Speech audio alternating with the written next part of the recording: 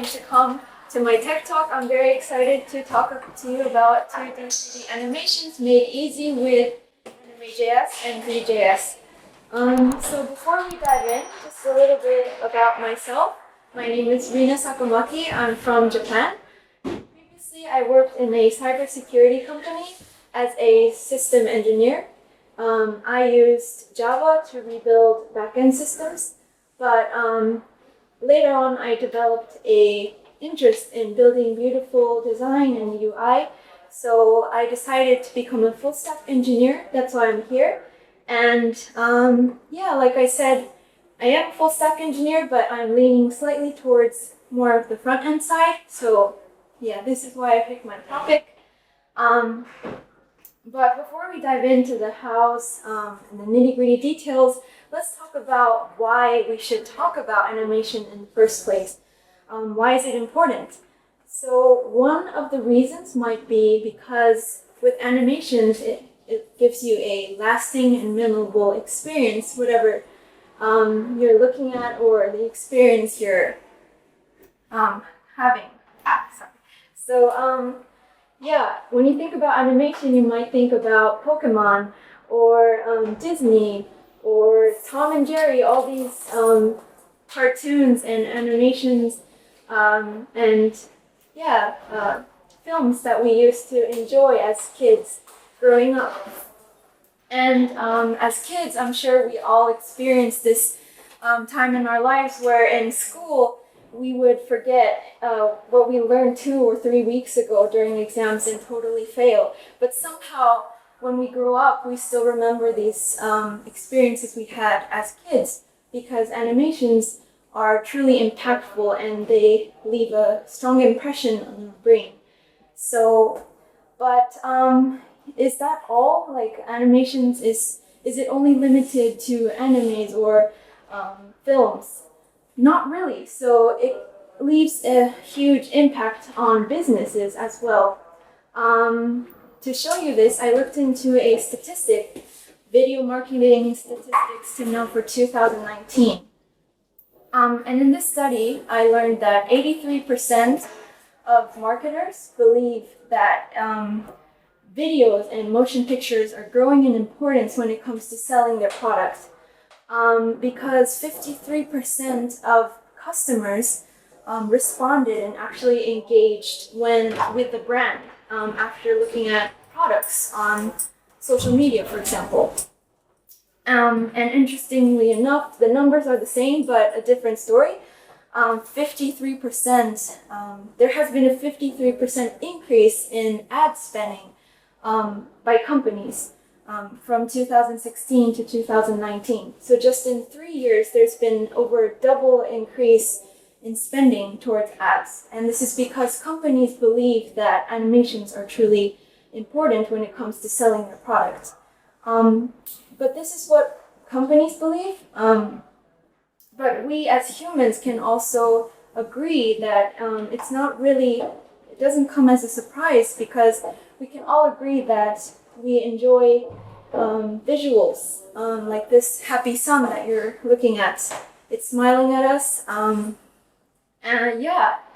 And there's even studies showing that human brains, they can process information 60,000 times faster than looking at text, for example.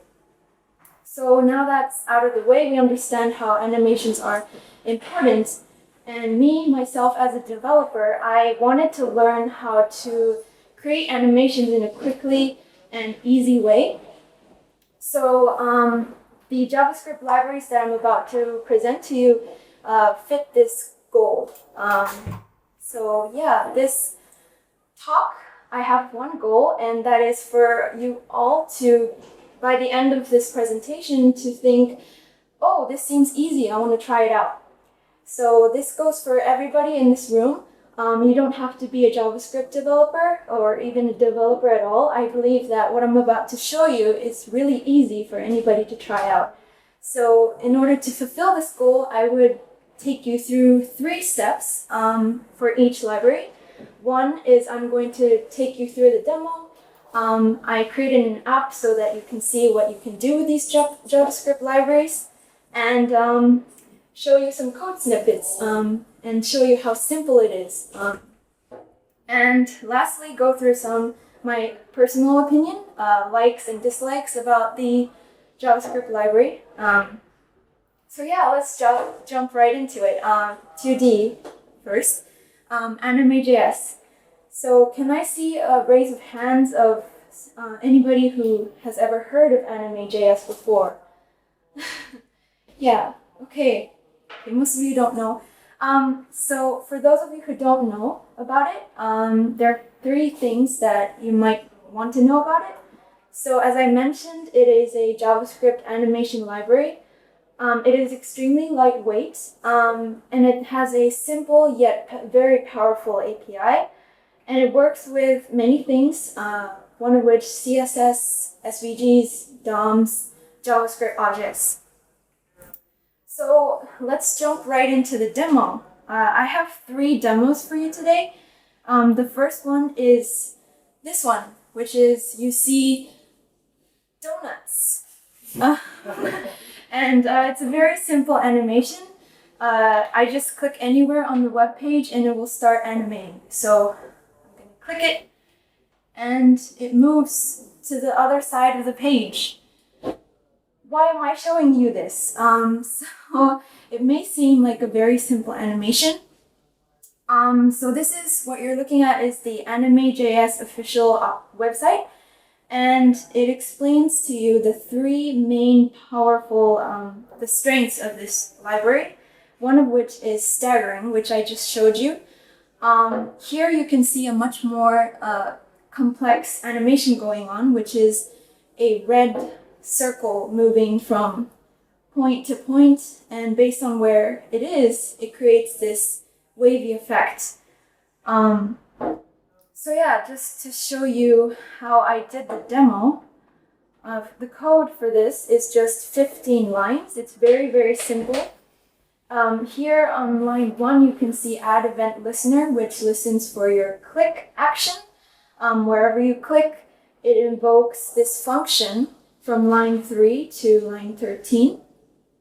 And in Anime.js, basically when you want to create an animation, you start off with anime, which is very simple.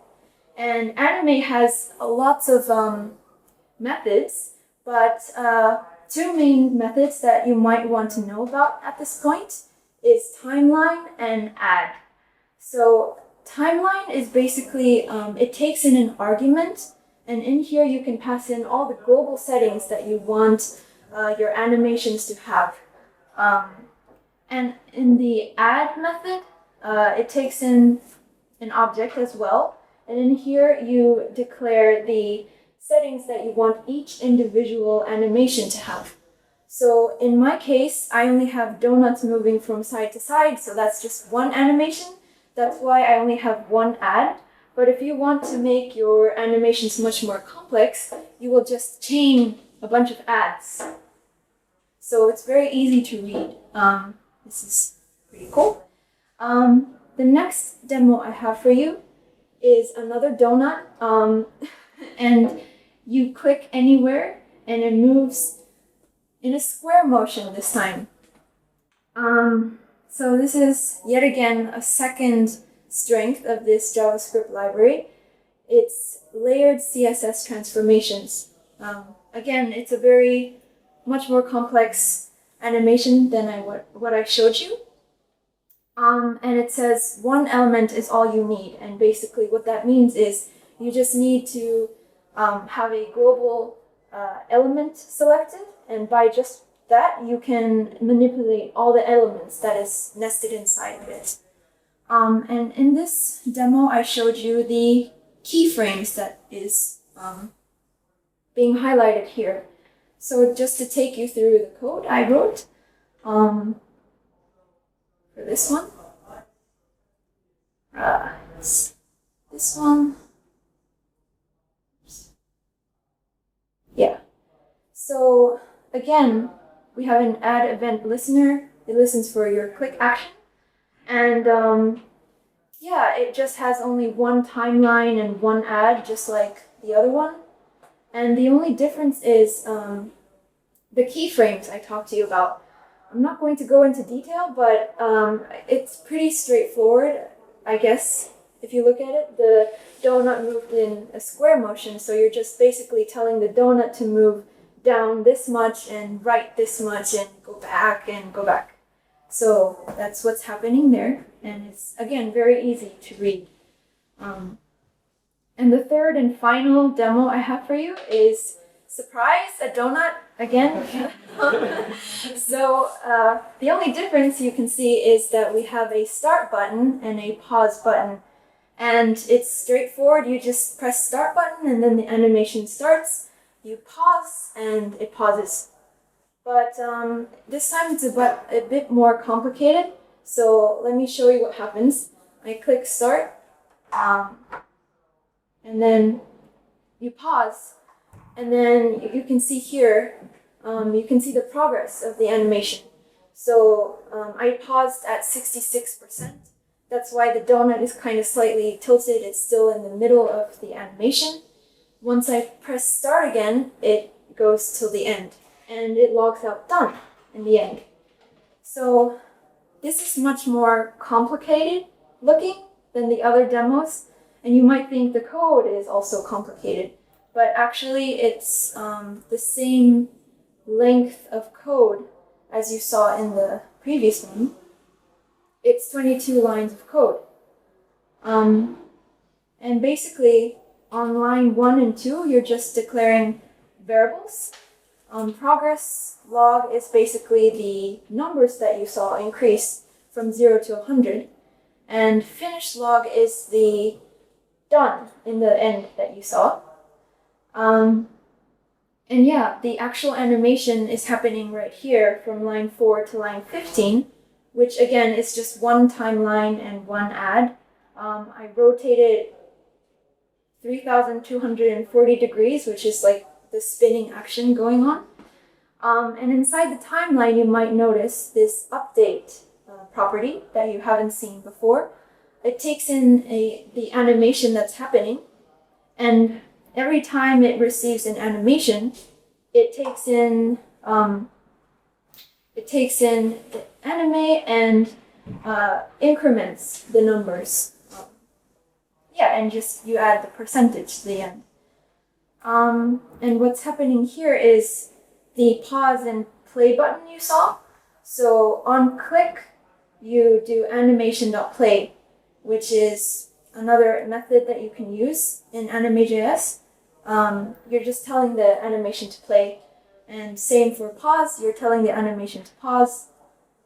And the thing that I wanted to showcase the most is the third and final strength of this library, which is you can use callbacks. So as you can see here, it kind of tracks your scroll, and based on where you're at, it kind of logs out the number. So that's the anime.progress that you just saw on my demo. So yeah, that is happening right here. The promise. So animation.finish means when the animation is finished, then please execute the function here. So what it's doing is pretty easy to understand, I guess. Once the animation is finished, you change the log into done, and you change the background color to yellow. So yeah, that's my demo for Anime.js. I hope you enjoyed. So next I will talk to you about my likes and dislikes about this JavaScript library. So what I like about this JavaScript library is that the code is pretty simple, as you saw. It's just maybe 20 lines of code. And the property names are pretty intuitive, pretty easy to understand, like animation.finished, animation.progress. It does what it says, so it's very beginner friendly. What I dislike is very minor points. Documentation, I found it hard to navigate at times because there's not a search bar. If I wanted to look for something, I would have to look through everything. And the second point is there's not much examples out there. Pretty much right now, it's just the creator of this JavaScript library who's putting out examples out there. But these 2 points, I'm sure it will improve over time because this JavaScript library is really new. So yeah, I'm not worried about that. So next, let's talk about 3Ds. We're going to use Three.js. So can I see a show of hands again? How many people in this room know about Three.js? Okay, thank you. So for those of you who don't know about Three.js, there are 3 main things that you should know about. Of course, as I mentioned, it's a 3D JavaScript library. It has a default WebGL render, and it also provides a lot of renders, Canvas 2D, SVG, CSS 3D renders. Yeah, but let's just dive into the demo. So what I created for you today is this website. I created it in less than 2 days. It's built on top of Python. But yeah, for now it's very simple looking. It's just 3 buttons. And when you click on Cube, for example, it takes you to another page which has a crate spinning, which is amazing. And a car. You get to see a car. You can spin it, you can zoom in. If you zoom in even more, you get into the inside of the car. Pretty detailed, very nice. And lastly, the C.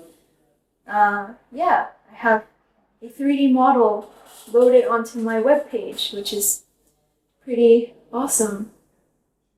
Yeah. So let me take you through what you need to do to set up your Three.js settings. There are 3 main things that you need to do.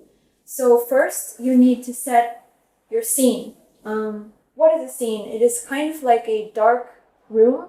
It's like a space for you to place your objects. You need that. And secondly, you need to set up your camera, which is kind of like your eyes. You need those as well. And third, you need a render, which basically loads everything and logs everything onto your screen. So to see this in action, well, not in action, but in code, this is the code, in the entire code. It's like 35 line. And on line 1, you can see we're declaring global variables. We talked about the scene, the camera, the render, the cube we're going to talk about later. So yeah, let me take you through the settings. So first, we set up the scene here. It's just 1 line of code, pretty simple. For the camera, it's just from line 6 to line 12. I'm not going to go into the detail, but basically we're setting up the camera here. And lastly, we're going to be setting up the render, which is happening here. You're just calling a method and setting the size of the render and appending it to the web page. So if you complete coding until where I explained, you'll basically get something like this, which is a dark screen because you haven't loaded any object into it yet. So let's log a crate. What you saw in my demo, which is this one. How do we create this box? So how to do that, we create a box instance using this box geometry. What's happening here is that we're creating a 3 by 3 by 3 box, but if you just load this, it's going to be invisible because it doesn't have a surface. So we want to load the surface that we want the box to have. So on line 19, you see we're using a texture loader, and we're loading this window.crate, which is basically an image. And we're putting that into a variable texture. And we have a box and we have a texture. And then we need to mesh them together, which is happening right here. We're putting the geometry, the cube we made, and the material we made, and we're putting that into a cube, and that's the crate that you just saw. And by doing scene.add cube, we're adding this cube we created into the scene. So basically, yeah, that's what you need to do to make this crate. Yeah, I would like to talk about the car models and the sea models that you just saw, but time-wise, I'm not able to explain it. But if you want to, if you're curious, you can come up to me and we can talk about the code that I did for this one. But yeah, let me take you through my likes and dislikes about this JavaScript library. So what I like about it is that it's super lightweight. As you saw, we had a car model logged on to the screen. It looked really detailed, but it loaded super fast because the code is super lightweight. And there's lots of freedom when it comes to tweaking cameras and lighting, for example. There's a lot of room for things that you want to try out.